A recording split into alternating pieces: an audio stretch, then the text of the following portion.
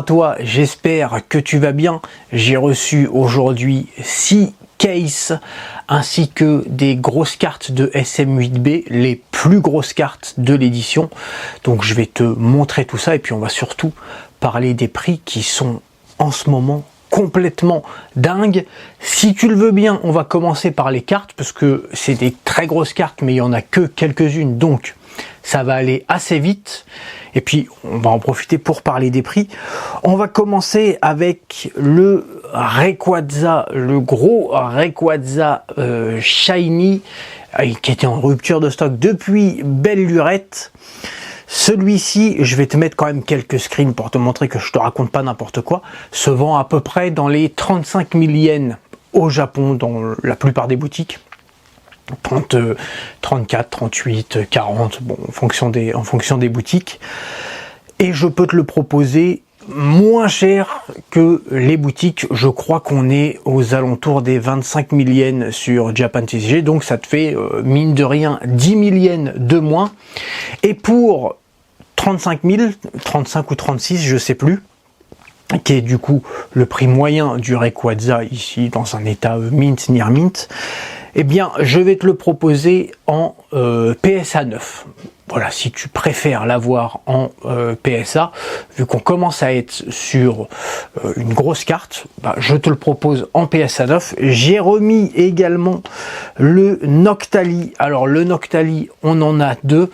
Alors quand je dis je l'ai remis, bon le Near Mint, il est toujours en rupture de stock sur Japan TCG parce que vu qu'on est sur des grosses cartes, je préfère les proposer en PSA. Et puis en ce moment, avec le fait que le marché soit très calme, je peux te les proposer à un prix qui est très sympa, prix que j'ai oublié, donc je te laisserai regarder. Toutes les trois cartes PSA là que je vais te présenter, le Rayquaza, le Noctali et la suivante, sont sur la page d'accueil. Concernant le Rayquaza classique, vu que c'est pas un nouveau produit, il faudra que tu ailles dans SM8B et que tu regardes le Rayquaza qui est la numéro 240. Et on va terminer, quand on fait un restock de grosses cartes SM8B, je pouvais pas passer à côté. Je te propose le Dracofeu Shiny, le Big Boy. Pareil, je l'avais jamais proposé en PSA, mais bah voilà, je me dis que sur des grosses cartes comme ça, je préfère les proposer gradés de façon à ce qu'il n'y ait pas de soucis concernant l'état. Voilà, là tu as une très grosse carte, il n'y en a qu'une. Le Rayquaza en gradé, il y en a une. Le Noctali en gradé, il y en a deux. C'est pour ça que j'ai masqué sur Japan TCG, j'ai masqué le numéro de, tu sais, le numéro d'authentification, parce que vu qu'il y en a deux, ça évite de faire de créer plusieurs produits pour la même carte.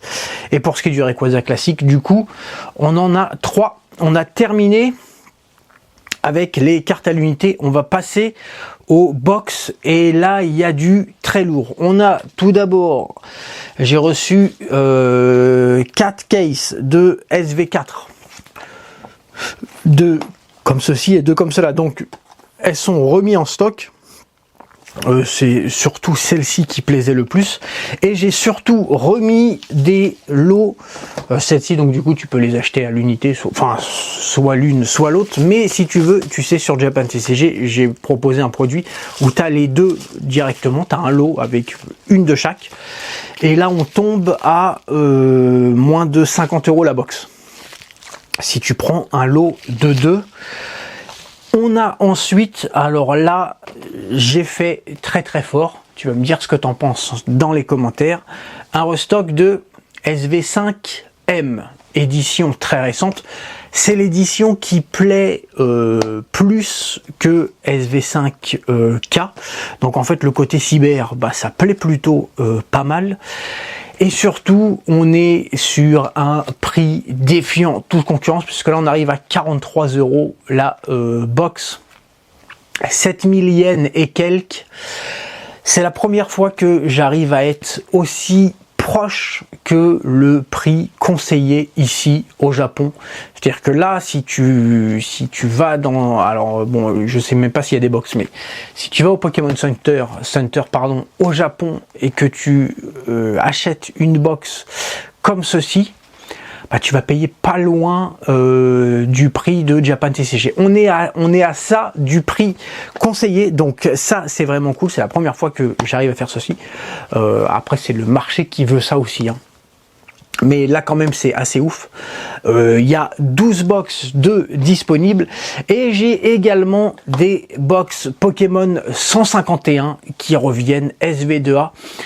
Alors il y a le reprint. Je suis, il faut être honnête, hein, je suis toujours très sceptique quand on parle de reprint. Parce que selon ma petite expérience, dans 90% des cas, c'est plutôt quelqu'un qui veut attirer l'attention à lui parce qu'il s'ennuie et donc il dit il va y avoir un reprint de ça, il va y avoir bon.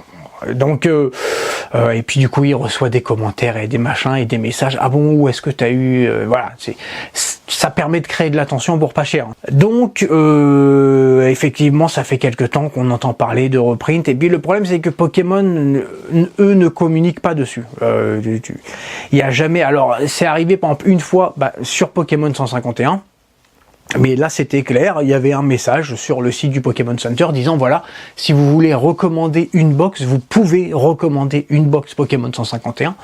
Donc là ok. Mais dans la majorité des cas, Pokémon Company, ils communiquent pas là-dessus. Donc chaque fois qu'on parle de reprint, je suis toujours plutôt à dire mollo.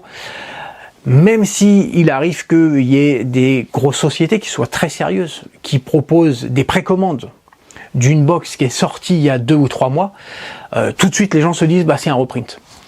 Alors que ça peut très bien être juste qu'ils sortent ça de leurs entrepôts, qu'ils ont stocké, c'est possible. Donc comme c'est compliqué de faire la différence entre est-ce que juste ils le sortent ou est-ce que c'est un réel reprint. Là pour Pokémon 151, je suis forcé d'avouer que oui, il y a un reprint. Oui. Là, quand je vois les quantités qu'il y a de disponibles, oui, il y a un reprint. Alors, quelle est l'ampleur du reprint? Ça, c'est pareil.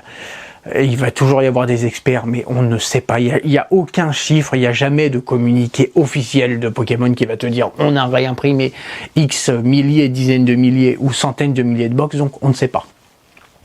Tout ce que je sais, c'est que aujourd'hui, je peux récupérer ces box à un prix que je n'ai jamais pu récupérer auparavant. Donc, je profite de l'opportunité pour vous reproposer ces box qui ont pris 30% de réduction. Donc on était aux alentours de un petit peu plus de 200 € à la sortie et puis après, enfin les semaines qui ont suivi. Et aujourd'hui on va être aux alentours des 140 € par box. Du coup j'ai profité de l'occasion pour prendre une case. Si jamais ça t'intéresse, eh bien n'hésite pas. Peut-être que il y a quelques temps tu trouvais que les prix sur SV2A étaient trop élevés.